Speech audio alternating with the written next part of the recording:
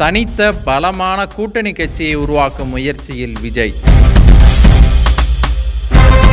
விஜயின் அரசியல் பிரவேசம் மக்களிடையே செல்லுபடியாகுமா?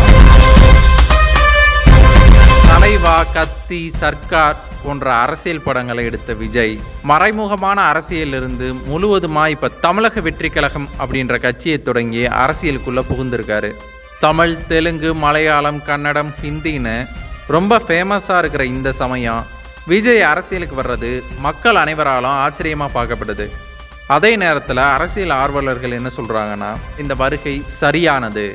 மவுசு குறைஞ்சதுக்கப்புறம் அரசியலுக்கு வந்தால் அவங்களுக்கு சரியான மதிப்பு இருக்காது. சினிமாவில் வேலை வாய்ப்பு இல்லை, அதனால் அரசியலுக்கு வந்திருக்காங்க அப்படின்ற மாதிரி சொல்லுவாங்க.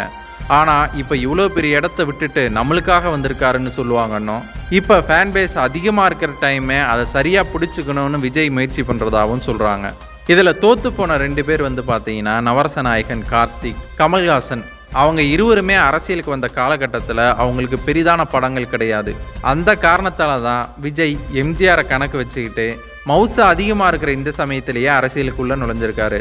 இவர் தனியாக நின்று ஜெயிச்சிட முடியுமா அப்படின்னு கேட்டால் எந்த விதத்துலையும் பாசிபிள் இல்லை. அதே நேரத்தில் இவர் ஏற்கனவே நாம் தமிழர் கட்சி கூட கூட்டணியில் இருக்கிற மாதிரி தான் பல சம்பவங்கள் நடைபெற்றிருக்கு. லாஸ்ட்டாக மக்களவை தேர்தலுக்கு முந்தைய ஒரு வாரத்தில் கோட் படத்துக்கான ஒரு பாட்டை அவசரமாக கேம்பெயின் போடு மைக்க பொடி அப்படின்னு பாடியிருப்பார். அதே மாதிரி இப்போவும் கட்சி கூட்டங்களில் நாம் தமிழர் கட்சி கூட இணக்கமாகவே போங்க அப்படின்னு விஜய் சொன்னதாக பார்க்கப்படுது. முதல்வர் பதவிக்கு திமுக, அதிமுக, விசிக, பாமக, பாஜக, நாதக, தமாகன்னு எல்லா கட்சிகளும் போராடிட்டு இருக்க இந்த சமயத்தில் தாவேகாவும் தன்னோட காலை பதிச்சிருக்கு. வர 2026 சட்டமன்ற தேர்தலில் விஜய் அதீத வெற்றி பெறணும்னா கண்டிப்பாக அவருக்கு ஒரு தனிப்பெரும் கூட்டணி தேவை.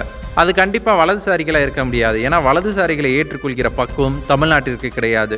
அதனால் அவர் நாம் தமிழர் கட்சி, விசிக, தேமுதிக இந்த மாதிரியான இடதுசாரிகள், அதே நேரம் நடுநிலையான கட்சிகளை தன்னோட பக்கம் இழுக்கிறதுக்காக போராடிட்டு இருக்காரு. அவரோட கட்சி தொடக்க மாநாட்டில் தன்னோட கூட்டணி கட்சிகள் யாருன்னு அறிவிக்கணும் அப்படின்றதுக்காக தான் இந்த கூட்டணி முயற்சி அவர் எடுத்துகிட்டு இருக்கிறதா சொல்கிறாங்க. இதெல்லாம் எந்த அளவுக்கு சாத்தியம் அப்படின்னு தெரியல. ஏன்னா 1 நூற்றாண்டு திராவிடர் கழக ஆலமரத்தில் திமுகவும் அதிமுகவும் கிளைகளாக பரவி நிற்கிது.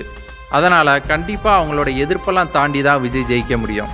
விஜயோட வயது 50ன்றதுனால, அதாவது என்னுடைய அப்பா அம்மா வயது காலம் அப்படின்றதுனால அவங்களும் அவர்களுடைய ரசிகர்களாகவும், இளைய மட்டங்களும் ஏன் சிறுவர்களும் அவரோட ரசிகர்களாக இருக்கிறதுனால ஓட்டு அவருக்கு அதிகப்படியாக விழுகிறதுக்கான வாய்ப்பு அதிகம் இருக்குன்னு சொல்கிறாங்க. வர்ற 2026 தேர்தலில் முதல்வர் பதவிக்கு போட்டிக்கிட்டு ஜெயிச்சிருவாரா? அதை தாண்டி ஒரு எம்எல்ஏ, ஒரு எதிர்க்கட்சி தலைவராக மாறி நிற்கிற அளவுக்கு தன்னோட சக்தியை கூட்டிப்பாரா அப்படின்றது காலந்தான் நிர்ணயிக்கும்.